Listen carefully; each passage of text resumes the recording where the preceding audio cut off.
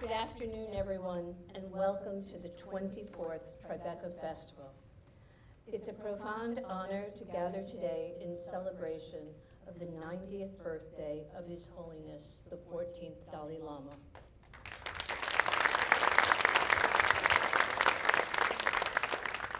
To mark the occasion by revisiting one of Martin Scorsese's most transcendent films, Kundun. Kundun is more than a film. It's a meditation on faith, exile, and the quiet strength it holds to hold on to your identity in the face of erasure. At Tribeca, we believe in film's ability to expand our perspective, to open our hearts, and to remind us of our shared humanity. Kundun does exactly that. It shows us that empathy begins with understanding, and there is no peace without compassion. So much of that we need in our world right now. This screening is part of Compassion Rising, a global campaign from the International Campaign for Tibet and the Central Tibetan Administration's Year of Compassion. We are proud to serve as a centerpiece of that effort. We're also honored to be joined tonight by members of the Kundun cast and crew, especially the extraordinary Thelma Schoonmaker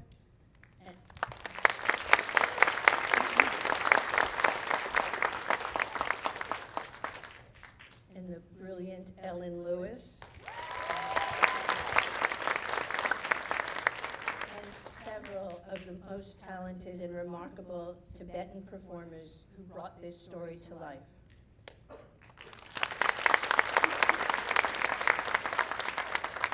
Our heartfelt thanks to the International Campaign for Tibet for partnering with us on this truly meaningful event.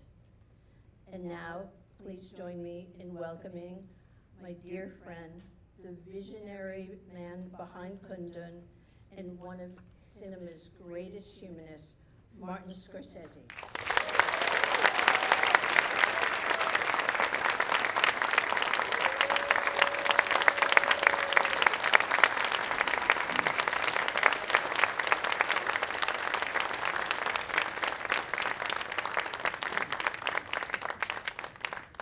Thank you so much, Jane. Thank you. Thank you, everyone. Of course, it's a special, extraordinary occasion now, and I want to begin by best wishes to Supreme Holiness the Dalai Lama on his upcoming occasion of his 90th birthday on July 6th. He's the reason we're all here today. And there are many people I would like to acknowledge. Some are here today, some are unable to be present, some are no longer, sadly, with us. First, there's Melissa Matheson. Left us far too soon, and she's been gone almost 10 years now. Kundun began with her. I consider myself actually blessed that she brought it to me, an Italian-American Roman Catholic from New York. The experience of making Kundun changed my life for the better in many different ways. And it all started with Melissa, who is represented here by her brother Dirk Matheson and her children Malcolm and Georgia Ford. I'll just say that I was and always will be so grateful for her presence in my life. I'd like to welcome members of the extraordinary cast of Kundun, who really grounded me during the shoot. These men and these women were and are the heart of the film.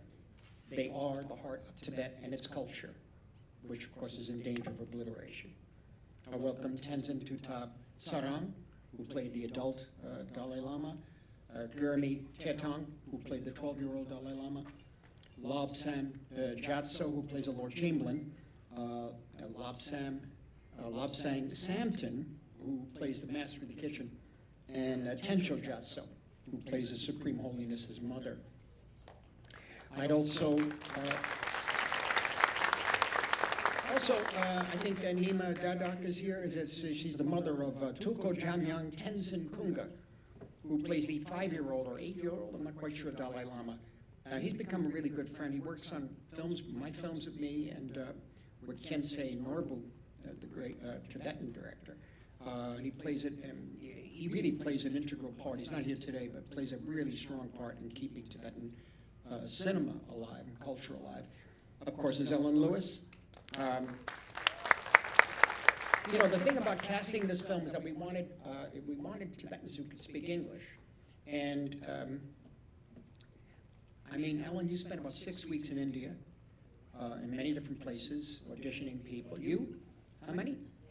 8 weeks, okay. Lundup, Georgie, right? She was with you, your assistant. Well, you also went to other places, Bhutan, I think, and other really, you know, exotic places, Canada, and I even think New Jersey. You know. The contribution was really beyond invaluable, really essential. Of course, Thelma, who edited the film, is here.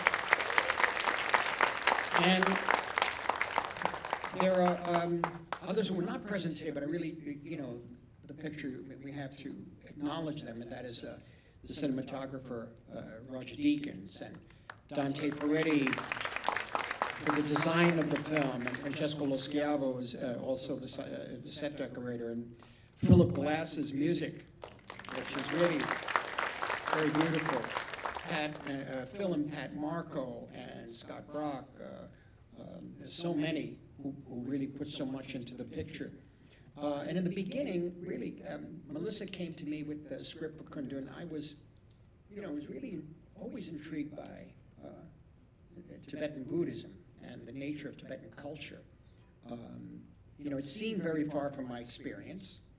Then, but you know, making films or actually seeing films first were always a path for me to discovery of new forms of expression, how you tell a story, how a person tells a story from Myanmar, as opposed to a person telling a story from Los Angeles or New York.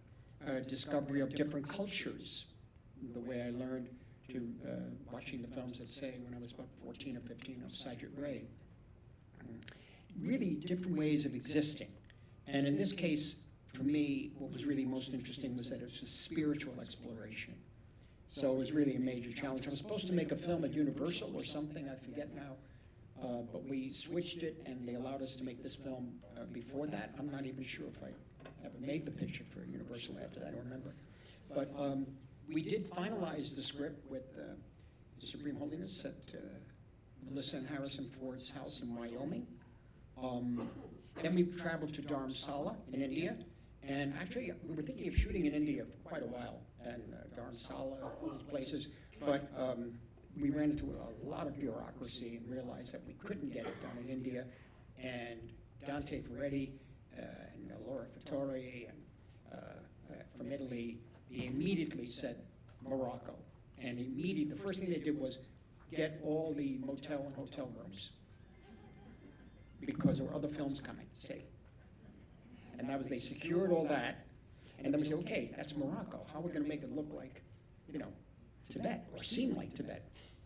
I had shot Last Temptation of Christ there in Morocco in '87. Northern Sahara Desert and the Atlas Mountains, you could get away with it, I think, and with some special effects and possibly certain sets that we could build, we realized we could.